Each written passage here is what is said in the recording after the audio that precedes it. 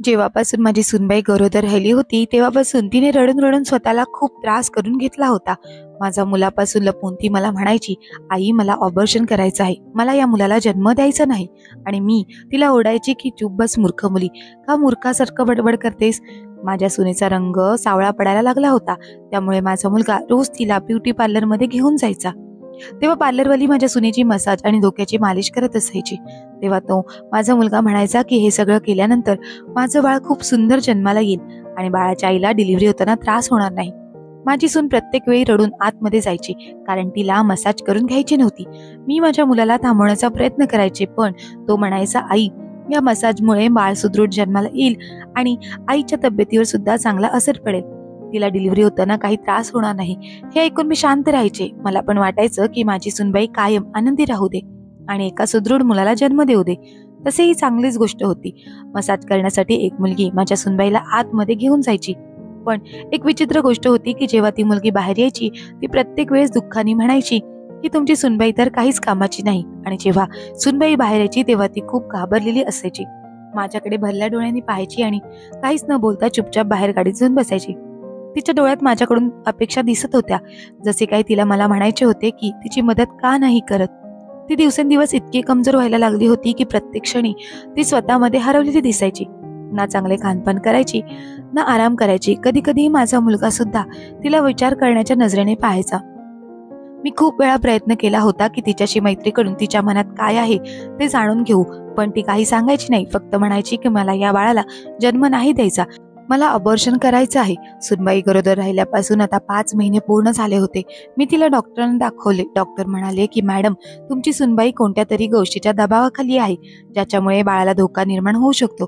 तुम्ही तुमच्या सुनबाईंना आनंदी ठेवण्याचा प्रयत्न करा आणि तिला जास्तीत जास्त आराम करायला सांगा, ज्यामुळे बाळाची आणि बाळाच्या आईंची दोघींचीही तब्येत चांगली राहील. डॉक्टरांचे बोलणे ऐकून मी हैराण झाले होते की नक्की काय प्रकरण आहे, सुनबाई नेमकी कोणत्या दबावाखाली आहे. माझा मुलगा तर किती चांगली काळजी घेत होता तिची. जबरदस्ती तिला रोज नाही तर 2 दिवसांनी मसाज करण्यासाठी पार्लरमध्ये घेऊन जायचा, कारण बाळाची आणि आईची तब्येत चांगली व्हावी. एकदा असंच डॉक्टरांच्या सल्ल्यानुसार मी सुनबाईला हॉस्पिटलमधून सरळ मार्केटमध्ये घेऊन गेली आणि येणाऱ्या बाळाची शॉपिंग सुनबाईच्या आवडीनुसार करायला लागले. आणि सोबतच मी सुनबाईच्या चेहऱ्यावरचे हावभाव गपचूप पाहत होते. पण सुनबाई प्रत्येक खेळणं किंवा कपडे घेताना उदास दिसायची.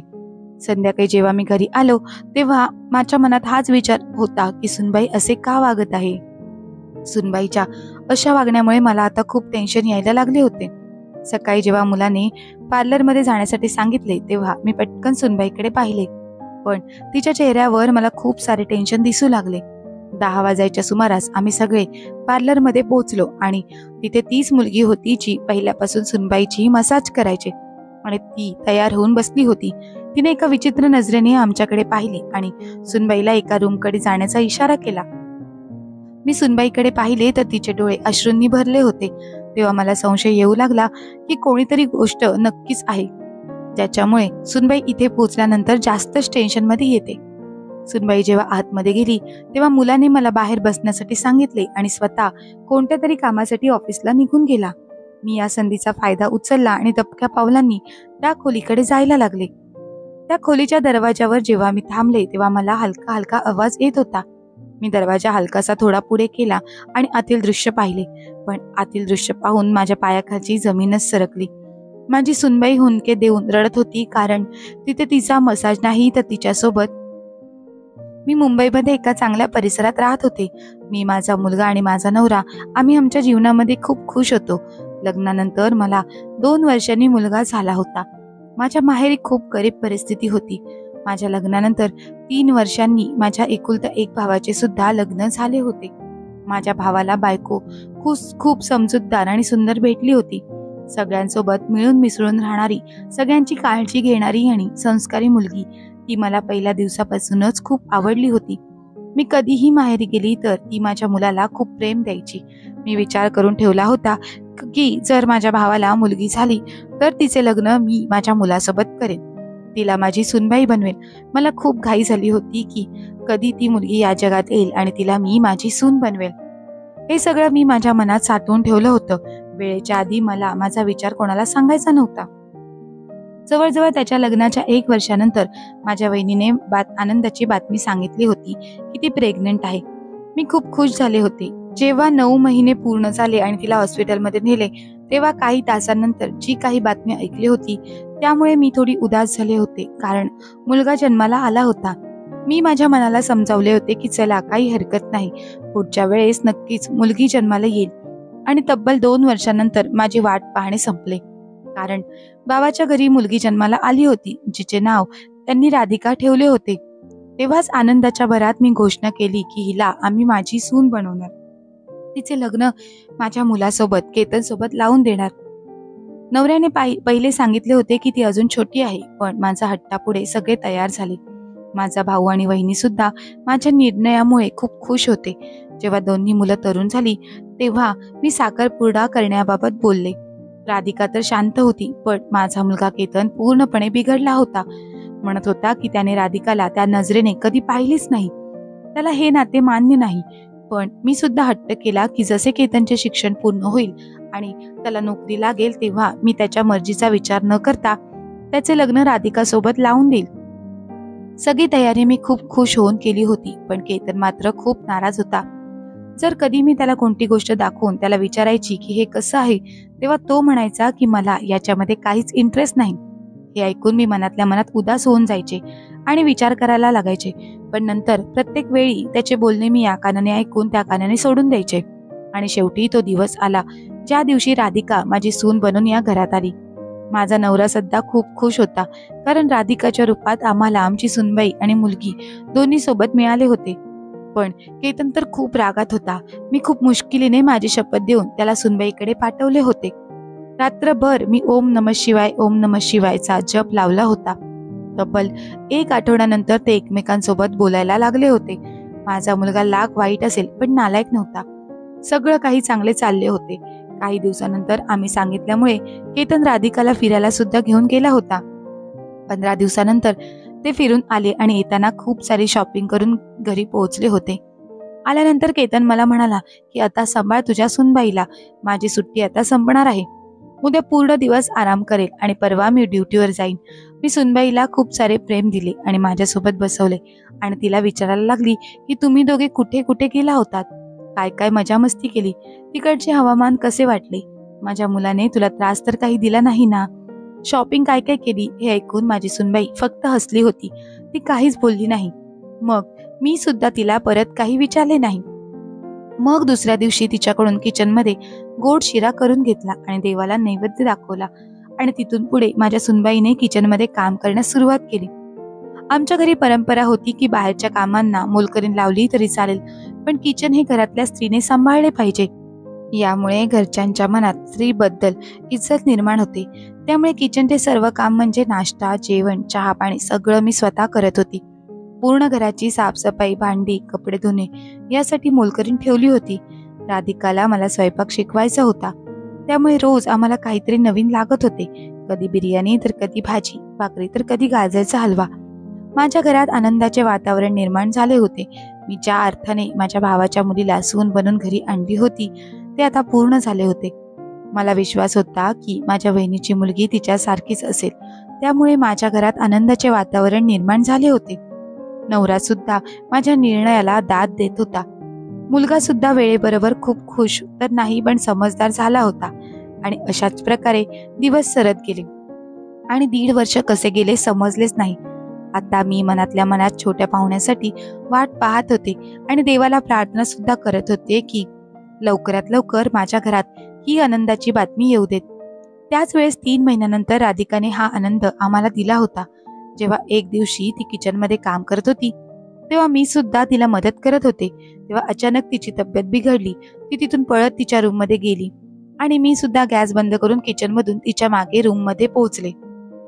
तेव्हा ती बाथरूम मधून बाहेर आली तेव्हा तिचा रंग फिका पडला होता. मी तिला सहारा देऊन पलंगावर बसवले आणि डॉक्टरांना फोन केला. राधिका आता बेशुद्ध झाली होती, त्यामुळे मी खूप घाबरले आणि शेजारच्यांच्या मदतीने राधिकाला गाडीत टाकले आणि ड्रायव्हर सोबत हॉस्पिटलमध्ये पोहोचले. डॉक्टरांनी लगेचच राधिकाला चेक केलं आणि सलाईन लावली. मी पटकन डॉक्टरांना विचारले तर डॉक्टर हसून म्हणाली की घाबरण्याची कोणतीच गोष्ट नाही. खरं तर तुमच्या सुनबाईची शुगर लेवल कमी झाली होती, त्यामुळे त्या बेशुद्ध झाल्या होत्या. आणि अशा अवस्थेत तर असेच होते. मी एक सुखाचा मोठा श्वास घेतला की घाबरण्याची कोणतीच गोष्ट नाही. पण परत चकित होऊन डॉक्टरांकडे प्रश्नार्थक नजरेने पाहायला लागले की अशा अवस्थेत म्हणजे काय. तेव्हा डॉक्टर म्हणाल्या, तुमची सुनबाई आई होणार आहे आणि तुम्ही आजी. त्यामुळे तिची शुगर कमी झाली होती. त्याच्यासाठी विटॅमिन्स आणि दुसरी गोळी लिहून दिली आहे. त्या त्यांना वेळेवर खायला सांगा आणि दर महिन्याला चेकअप करायला या. जास्तीत जास्त त्यांना फळे खायला द्या. ही बातमी ऐकून तर मी डॉक्टरांसमोर शांत बसले होते. पण मनातल्या मनात मला खूप आनंद झाला होता. समजत नव्हते की मी माझा आनंद कसा व्यक्त करू. मग मी राधिका ऍडमिट होती त्या खोलीत गेली आणि माझ्या मुलाला आणि माझ्या नवऱ्याला फोन करून हॉस्पिटलमध्ये बोलवलं. जेव्हा ते पोहोचले तेव्हा दोघांना सोबतच मी ही बातमी आनंदाची सांगितली. केतनने मला आनंदाच्या भरात मिठी मारली आणि नंतर मला गोल गोल फिरवायला लागला. वडिलांनी थांबवल्यानंतरच तो थांबला आणि मी चक्कर येता येता वाचले. पण मी पाहिले होते की तो इतका खुश होऊन सुद्धा काहीतरी मोठ्या विचारात दिसत होता. असो, मी त्याला एक भास समजून विसरून गेले आणि त्यानंतर आम्ही सर्वजण सोबत आता तर मी वगैरे घेऊन माझ्या सुनबाईच्या आसपास राहायचे. तिची काळजी घेण्यासाठी मी एक मुलगी कामावर ठेवली होती. ती सुनबाईला वेळेवर ज्यूस आणि फळं कापून द्यायची. मी सुद्धा स्वयंपाक वगैरे बनवण्याच्या व्यतिरिक्त बाकी सर्व वेळ राधिका सोबतच राहत होते. आणि जेव्हा माझा मुलगा केतन ऑफिसवरून घरी परत यायचा तेव्हा त्याची बायको त्याच्या हवाली करून मी थोडा वेळ आराम करत होते. सगळं काही ठीक चाललं होतं. पण मी नोटीस केलं होतं की माझा मुलगा केतन आता कोणत्या तरी खोल विचारात मग्न होऊन बसला होता. माहिती नाही त्याच्या मनात काय चालले होते. जेव्हा त्याला विचारले तर तो म्हणायचा, नाही, काही चिंतेची गोष्ट नाही, ऑफिसमध्ये काम वाढलं आहे त्यामुळे मला थोडं टेन्शन आलं आहे. हे ऐकून मी सुद्धा चिंताग्रस्त झाले की हे सगळं तर जीवनातच घडतच असतं. असेच दिवस निघून जात होते. मी राधिकाची प्रत्येक प्रकारची प्रत्येक वेळी काळजी घ्यायची आणि तिला दर महिन्याला न चुकता डॉक्टरांकडे घेऊन जायचे. 2च महिने पूर्ण झाले होते तेव्हा सुनबाई म्हणाली, मला ऑबॉर्शन करायचं आहे, मला हे मूल नको. तिचं हे बोलणं ऐकताच माझ्या पायाखालची जमीनच सरकली. मी तिला खूप ओरडले पण ती रडायला लागली आणि तिने मला नंतर काहीच सांगितले नाही. दुसऱ्या दिवशी केतन म्हणाला की आज मी राधिकाला पार्लरमध्ये घेऊन जाणार आहे, म्हणजे पार्लरमध्ये राधिकाची चांगली मसाज वगैरे करतील. मी म्हणाले, ठीक आहे, चांगली गोष्ट आहे, घेऊन जा. राधिका म्हणाली, आई तुम्ही सुद्धा माझ्यासोबत चला. तिचे बोलणे ऐकून मी सुद्धा लगेचच पार्लरमध्ये जाण्यासाठी तयार झाले. आम्ही पार्लरमध्ये आलो तेव्हा केतनने राधिकाला एका रूममध्ये मसाज करण्यासाठी पाठवले आणि राधिका सुद्धा शांतपणे गेली. केतन मला म्हणाला की इथे मसाज खूप चांगली करतात, यामुळे आमचं बाळ सुदृढ जन्माला येईल आणि राधिकाला सुद्धा डिलिव्हरीमध्ये त्रास होणार नाही. मला तर काहीच अडचण नव्हती. आम्ही दोघे तिथेच थोडा वेळ गप्पा मारू लागलो. साधारण तासानंतर राधिका खोलीतून बाहेर आली आणि त्यानंतर आम्ही घरी आलो होतो. आता असेच दुसऱ्या किंवा तिसऱ्या दिवशी होऊ लागले होते. केतन आम्हाला सकाळी किंवा संध्याकाळच्या वेळी पार्लरमध्ये घेऊन जात होता. पार्लरवाली राधिकाला खोलीमध्ये घेऊन जात होती, पण प्रत्येक वेळी राधिका घाबरलेली बाहेर येत होती. हळूहळू तिची ही भीती उदासीमध्ये आणि नंतर खूप टेन्शनमध्ये जात होती. मी चिंतित होते की नक्की प्रकरण काय आहे. म्हणजे राधिका खुश होण्याऐवजी खूप कमजोर आणि टेन्शनमध्ये दिसायला लागली होती. तेव्हा मी संशयात पडले आणि पहिल्यापेक्षा जास्त प्रयत्न सुद्धा केला की याच्या मागचे रहस्य शोधून काढेन. मी तर पहिली समजत होते की ही छोटी मोठी गोष्ट आहे, पण मला नव्हते माहीत की ही गोष्ट खूप बिघडलेली होती. एक दिवस केतनने आम्हाला पार्लरमध्ये सोडून ऑफिसमध्ये गेला. पार्लरवाली राधिकाला घेऊन खोलीमध्ये गेली. माझी सुनबाई खूप काळजीमध्ये होती. मी दबक्या पावलांनी पार्लरवालीच्या दरवाजापर्यंत गेले तेव्हा मला जाणवले की राधिका मुंडके देऊन रडत आहे. मी दरवाजा हलकासा उघडला तेव्हा मला पार्लरवाल्या मुलीचा आवाज स्पष्टपणे ऐकायला आला. राधिका कोणत्या तरी गोष्टीवरून तिची माफी मागत होती, जी तिचा मसाज करत होती आणि ती मुलगी माझ्या सुनबाईला धमकावत होती. मी हैराण झाले होते की ही मुलगी माझ्या सुनेला का धमकावत आहे. तिची हिंमत कशी झाली कस्टमर सोबत असं बोलण्याची. तेव्हा ती मुलगी जे बोलत होती ते ऐकून माझ्यावर आश्चर्याचा डोंगर कोसळला. ती मुलगी माझ्या एकुलत्या एक सुनेला धमकी देत होती की ती आणि केतन एकमेकांवर प्रेम करतात आणि राधिका त्यांच्यामध्ये आली आहे आणि आता राधिकाला त्यांच्यामधून जायला पाहिजे, म्हणजे केतन आणि ती मुलगी नवीन जीवन सुरू करतील. लवकरात लवकर केतनला घटस्फोट देऊन मोकळी हो.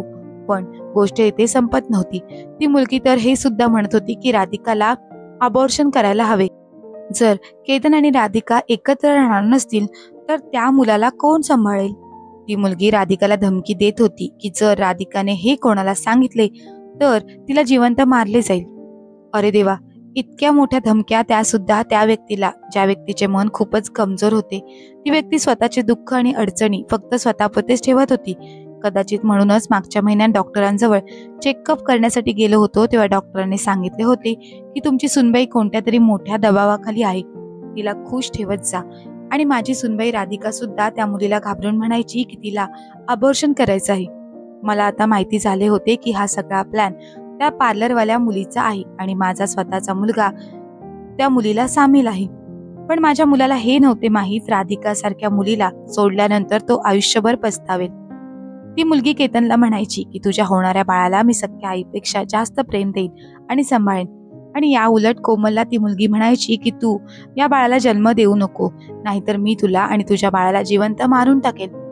आम्ही घरी पोचलो तेव्हा मी विचार करू लागले होते की आता नक्की काय करायचे. मी खूप दिवस सलग विचार केल्यानंतर एक संधी पाहून राधिकाला मी माझ्या मैत्रिणीजवळ सोडले, जी NGO चालवत होती. तिथे बायकांमध्ये राधिकाचे मन रमले होते आणि तिथे ती सुरक्षित सुद्धा होती. नंतर मी घरी आल्यावर रडायला सुरुवात केली आणि सगळ्यांना सांगितलं की मी राधिकाला हॉस्पिटलमध्ये घेऊन गेले होते. पण अचानक चालता चालता हॉस्पिटलमध्ये राधिका पायऱ्यांवर पडली. राधिका आता ICU मध्ये मरणाच्या दारात उभी आहे आणि डॉक्टर बाळाला वाचवू शकले नाहीत. आणि आता डॉक्टर म्हणत आहेत की आम्ही राधिकाला सुद्धा वाचवू शकणार नाही. माहित नाही बिचारीला कोणते दुःख होते, जे दुःख माझ्या राधिकाला आतून पोखरत होते. तिची एवढी काळजी घेतल्यानंतर सुद्धा ती स्वतःला याच्यातून वाचवू शकली नाही. बाळ तर बाळ गेले आणि स्वतः मरणाच्या दारात उभी आहे. माझा मुलगा तर हे ऐकून वेडा झाला होता. सारखा सारखा म्हणत होता, हे असं कसं होऊ शकते, हे होऊ शकत नाही. तो आपल्या होणाऱ्या बाळासाठी तडफडत होता. पण मी तर दुःखी झाले होते, कारण माझा मुलगा इतका स्वार्थी कसा होऊ शकतो. त्याला अजून सुद्धा त्याच्या होणाऱ्या बाळाची काळजी होती, पण बायकोची नाही, कारण त्याने राधिकाबद्दल एकही शब्द विचारला नाही आणि तिला भेटायला हॉस्पिटलमध्ये गेला नाही. फक्त आपल्या बाळासाठीच तो तडफडत होता. 2 दिवस आमचे असेच रडत रडत दुःखात गेले. तिसऱ्या दिवशी ती पार्लरवाली मुलगी आमच्या घरी आली आणि माझ्या मुलाला केतनला दिलासा देऊ लागली आणि बाळ गेलं म्हणून चेहऱ्यावर दुःख दाखवू लागली. पण मला तर जाणवत होते की ती खूप खुश आहे. जणू काही मनातल्या मनात म्हणत होती की चला दोघांच्या दोघेही आपल्या रस्त्यातून कट झाले. आणि हेच सगळं ती चुकून दिलासा देत केतन समोर म्हणून गेली की बरे झाले, बाळपण मेले आणि आई सुद्धा मरणाच्या दारात आहे, नाहीतर मी स्वतः त्या बाळाला मारणार होते. आणि तसं पण आई नंतर त्या बाळाला कोणी सांभाळले असते. ती मुलगी हे म्हणतच होती की केतन उठला आणि त्या मुलीच्या कानाखाली दिली. आम्ही नवरा बायको हे सर्व गुपचूप पाहत होतो. मी माझ्या नवऱ्याला पहिलेच सर्व हकीकत सांगितली होती. केतनने त्या मुलीचा हात पकडला आणि घराच्या बाहेर हकलून दिले. फक्त घराच्या बाहेर नाही, तर त्याने आपल्या जीवनातून सुद्धा तिला बाहेर हकलून दिले. मग मी बाहेर आले आणि केतनला समजावले, पाहिलंस कशी मुलगी होती ती, आणि तू या मुलीसाठी इतक्या चांगल्या बायकोला तुझ्या जीवनातून बाहेर काढणार होतास. तू एकदा सुद्धा हा विचार केला नाहीस का की ती तुझ्या मुलाची आई होणार आहे, आणि हा सुद्धा विचार केला नाही की यानंतर आमचं काय होईल. तू इतका स्वार्थी आहेस की तू फक्त स्वतःचा आणि स्वतःचाच विचार केलास. आता सगळं आयुष्य पछताव्यात घालव, आणि मी सुद्धा तुला कधीच माफ करणार नाही. हे बोलता बोलता मी खूप खूप रडायला लागले आणि मी माझ्या खोलीत जाऊन बसले. आणि तो बिचारा स्वतःचे दुःख विसरून कितीतरी दिवस माझी माफी मागत होता आणि मी शेवटी त्याला माफ केले. त्याला राधिकासाठी सुद्धा दुःख होत होते, पण मी त्याला शपथ दिली होती की तू तिला हॉस्पिटलमध्ये भेटायला जायचे नाही. मी विचार केला होता की जेवढे दुःख तो सहन करेल त्याच्यासाठी ते चांगलं असेल, म्हणजे राधिकाची इज्जत त्याच्या नजरेत आणखीन वाढेल. आता केतन प्रत्यक्ष उदास राहू लागला होता. आता त्याला राधिकाची सुद्धा आठवण येऊ लागली होती, पण माझी शपथ त्याला राधिकाला भेटण्यासाठी अडवत होती. मी घरी सांगितले होते की राधिका आता ठीक होऊन तिच्या माहेरी गेली आहे. केतनला मी रात्रीचे उठून आपल्या बायकोसाठी रडताना पाहिले होते. मी तर रोज राधिकाला भेटायला जात होते आणि एक दिवस जेव्हा मी राधिकाला भेटायला गेले तेव्हा मी तिथेच थांबले, कारण तिला कळा चालू झाल्या होत्या आणि काही तासाने तिने एका सुंदर मुलाला जन्म दिला. मी माझ्या नातवाला पाहून जसे काय परत जगायला लागली होते. मला माझ्या मुलाला आणखीन शिक्षा द्यायची नव्हती. त्याला पश्चाताप करताना मी पाहिले होते. नंतर मी केतनला आणि माझ्या नवऱ्याला या ॲड्रेसवर बोलवले. बाप आणि मुलगा पळत पळत हॉस्पिटलमध्ये पोहोचले होते की कदाचित मला काहीतरी झालं आहे, कारण मी त्यांना रडत रडतच फोन केला होता. जेव्हा ते हॉस्पिटलमध्ये पोहोचले आणि केतनने राधिकाला पाहिले तेव्हा त्याला इतके आश्चर्य झाले होते की तो आम्हाला म्हणाला की मला काय झालं आहे, मला समोर राधिका आणि बाळ का दिसत आहे.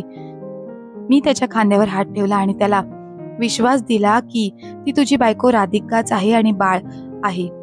तिने तुझ्या बाळाला जन्म दिला आहे. तू मला मुलगा झाला आहे. हे ऐकून केतन तिथेच आनंदाने उड्या मारत होता. मग तो शांत झाल्यानंतर मी त्याला सर्व काही सांगितले. तेव्हा त्याची मान शरमेने खाली गेली होती. मग मी केतनकडून वचन घेतले की आता तू जीवनात कोणत्याच परस्त्रीवर वाईट नजर टाकणार नाही किंवा तिला पाहणार नाही आणि राधिकाला सुद्धा घटस्फोट देणार नाही. केतनला सुद्धा त्याच्या चुकीची जाणीव झाली होती. त्याने राधिकाची आणि माझी माफी सुद्धा मागितली आणि आम्ही सुद्धा त्याला माफ केले. आज या घटनेला 5 वर्ष झाली आहेत आणि आम्ही सर्वजण आता या घरात खूप खुश आहोत. खरं तर मी माझ्या नातवंडासोबत खूप खुश आहे. तर मित्र आणि मैत्रिणींनो, मी माझ्या मुलाला खोटे बोलून जी शिक्षा दिली ती बरोबर होती की चूक ते कमेंटमध्ये नक्की लिहून पाठवा. धन्यवाद.